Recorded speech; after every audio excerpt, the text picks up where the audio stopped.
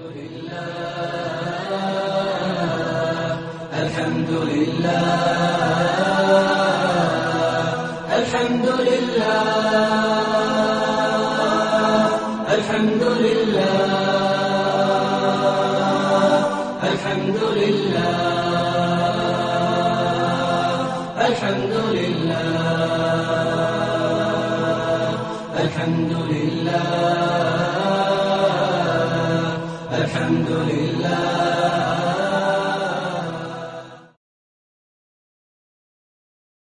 Good afternoon. My name is John Michael Turner. I currently reside in Burlington, Vermont. I served with Kilo Company, 3rd Battalion, 8th Marines as an automatic machine gunner. There's a term, once a Marine, always a Marine, but there's also the term, eat the apple, F the core. I don't work for you no more.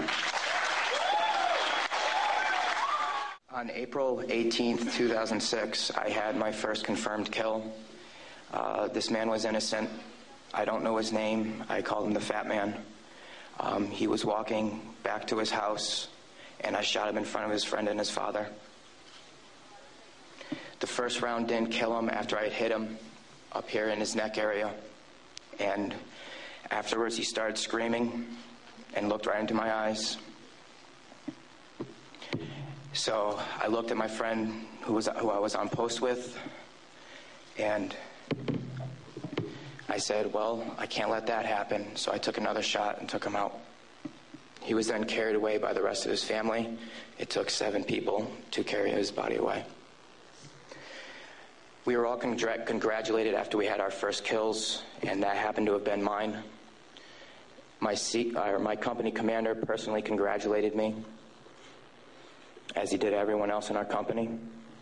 This is the same individual who had stated that whoever gets their first kill by stabbing them to death will get a 4-day pass when we return from Iraq.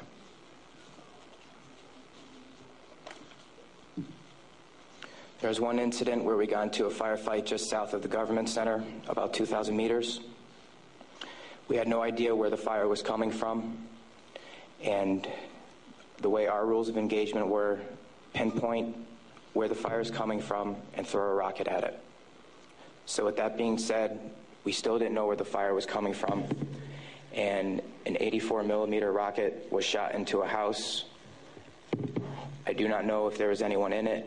We do not know if that's where the fire was coming from, but that's what was done. Please go to the next image.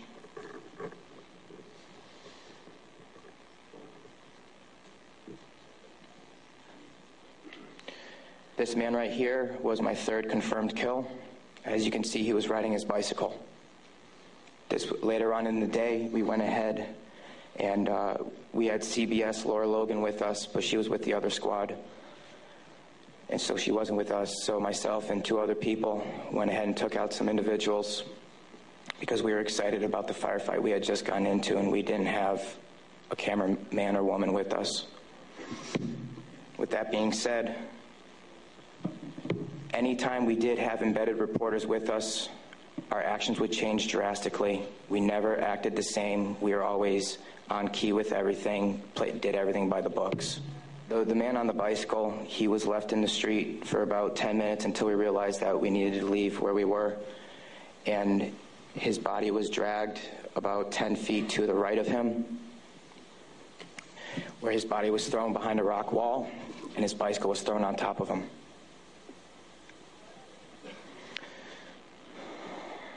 Another thing that we used to do a lot was recon by fire, where we would go ahead and try to start a firefight if we felt threatened in any way, shape, or form.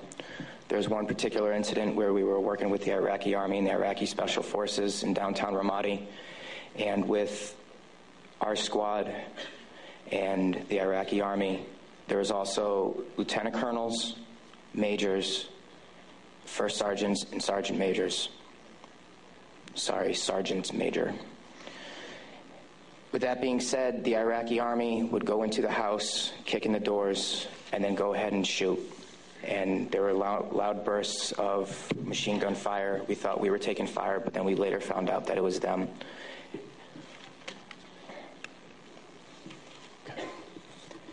Okay. House raids. Because we were a grunt battalion, we were responsible for going on several patrols. A lot of the raids and patrols we did were at the night, around 3 o'clock in the morning, around there. And what we would do is just kick in the doors and terrorize the families. That was an image taken around 3 o'clock in the morning through night vision goggles. And that is the segregation of the women and children and the men. If the men of the household were giving us problems, we'd go ahead and take care of them any way we felt necessary, whether it be choking them or slamming their head against the walls.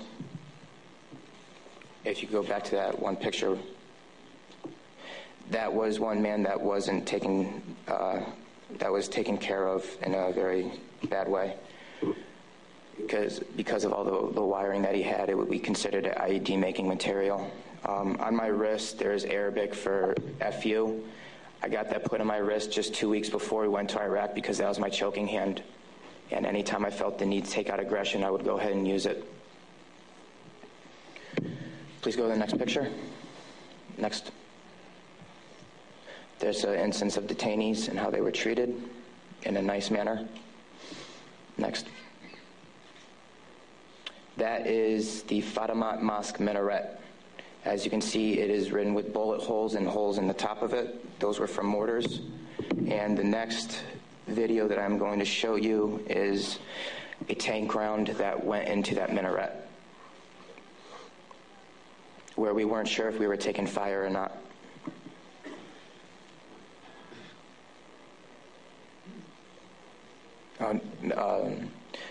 I'll talk about this one. This is after one of the guys in a weapons company had gotten shot. This is a way that we would take out our aggression. For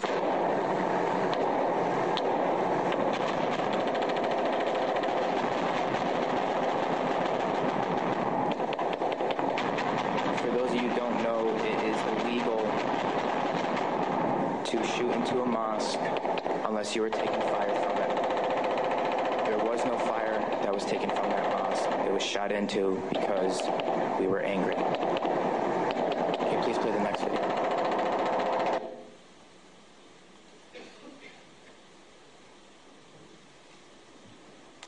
We are on ice cream, trying to suppress the blue and white minaret named Fatima al-Zahra. Hell raiser, hell raiser. Go ahead and take another tank round at that building over, at that mosque over. Another round, kilo 2. Oh! Yes! Next image. That, okay. With that being said, there's many more stories and incidents for me to talk about, although we don't have the time to. But this just goes to show you that that was the after effect of the tank round. This just goes to show you that everyone sitting up here has these stories. And there's been over 1 million troops that have gone in and out of Iraq. So the possibilities are endless. Next image, please. The reason I am doing this today is not only for myself and for the rest of society to hear, but it's for all those who can't be here to talk about the things that we went through.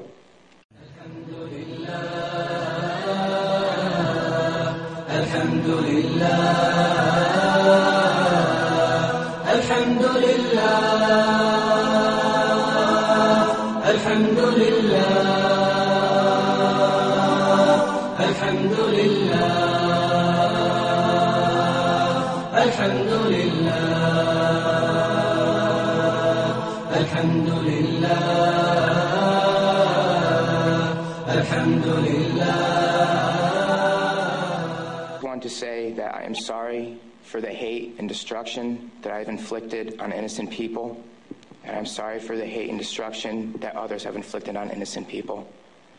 At one point, it was okay, but reality has shown that it is not, and that this is happening, and that until people hear about what is going on with this war, it will continue to happen and people will continue to die. I am sorry for the things that I did. I am no longer the monster that I once was. Thank you.